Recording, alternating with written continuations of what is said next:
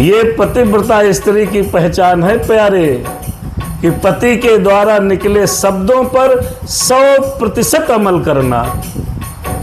100%। ये सीता से शिक्षा ले स्त्रियां सनातन धर्म की। रामायण पढ़नी नहीं है, न समझनी है। भगवान तब कृपा करेंगे जब हृदय में इसको बैठा लोगे। सीता जी ने एक शब्द भी नहीं कहा, एक शब्द, इतना भी नहीं कहा, थोड़ा सा भी, एक शब्द का आर्गुमेंट नहीं किया। मैं आग में क्यों जाऊं, मैं तुम्हारे साथ आऊंगी, रहूंगी।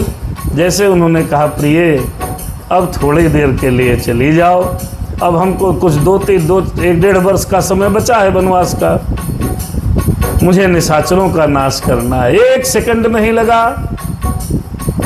अरे जब ही राम सब कहा बखानी, विस्तार पूर्वक बताया, समझा कर कहा, प्रभु पद धरि ही अनल समानी। परमात्मा श्री सीता जी ने प्रभु के चरणों को हृदय में धरकर अग्नि में चली गईं।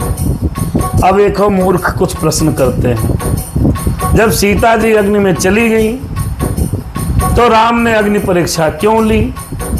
जब वापस रावण को मारेंगे तो वहाँ अग्नि पर, अब यहाँ तो कोई है नहीं, यहाँ 2 पर 2 बात हो रही है, 2 पर 2, सीता जी हैं, राम जी हैं।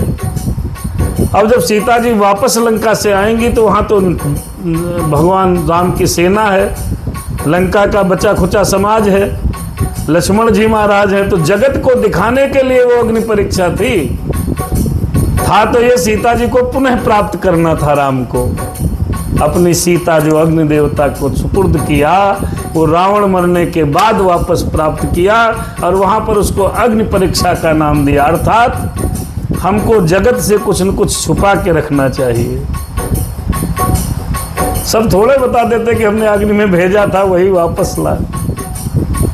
पत्नी और पति की कुछ पर्सनल बातें होती हैं, वो संसार को शेयर नहीं करनी चाहिए। ये रामायण कह रही है, भले उसके लिए नाटक करना पड़े। राम ने नाटक तो किया और करा क्या? जबकि मर्यादा पुरुषोत्तम भगवान श्री राम थे, उन्होंने ये शिक्षा दी जगत को, भैया ऐसे चलो। अरे लक्ष्मण हूँ या हमर मुन जाना, जो कछु चरित रचा भगवाना। सगे भाई थे। अरे चाहे जितना प्यारा भाई हो, उसे भेद बताना ना चाहिए, ये कल्पित कवियों ने रचना रचित कर दी। चाहे जितनी प्यारी पत्नी हो,